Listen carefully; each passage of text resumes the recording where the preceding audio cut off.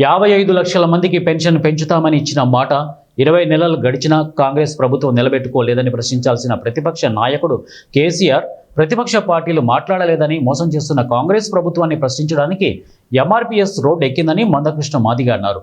ఖమ్మం జిల్లా కల్లూరు రెవెన్యూ డివిజన్లో నిర్వహించిన వికలాంగుల హక్కుల పోరాట సమితి సన్నాహక సమావేశానికి ముఖ్య అతిథిగా హాజరైన పద్మశ్రీ మందకృష్ణ మాదిగ మాట్లాడుతూ ఆసరా పెన్షన్ 4,000, వికలాంగులకు 6,000 పెన్షన్ సాధించడానికి ఎంఆర్పీఎస్ ఎప్పుడు అండగా ఉంటుందని అన్నారు.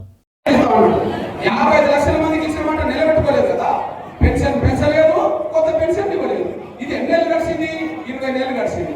20 నెలలు గడిచినా ప్రతిపక్ష పార్టీ నాయకుడు కేసీఆర్ ఎప్పుడైనా మాట్లాడిందా? పోనీ ప్రతిపక్ష పార్టీలో ఎవరైనా మాట్లాడిందా? ఎవరు మాట్లాడలేదు. ఎందుకంటే ఇది పేదల సమస్య కదా. పెన్షన్ మీద ఆధారపడి బతికేటోళ్ళంటే పార్టీలకు, పార్టీ లీడర్లకు చాలా చిన్న చూపు ఉన్నట్టున్నది. వీళ్ళంటే పాడమనుకున్నట్టు అనిపిస్తున్నది. అందువల్ల వాళ్ళు అడగలేదు.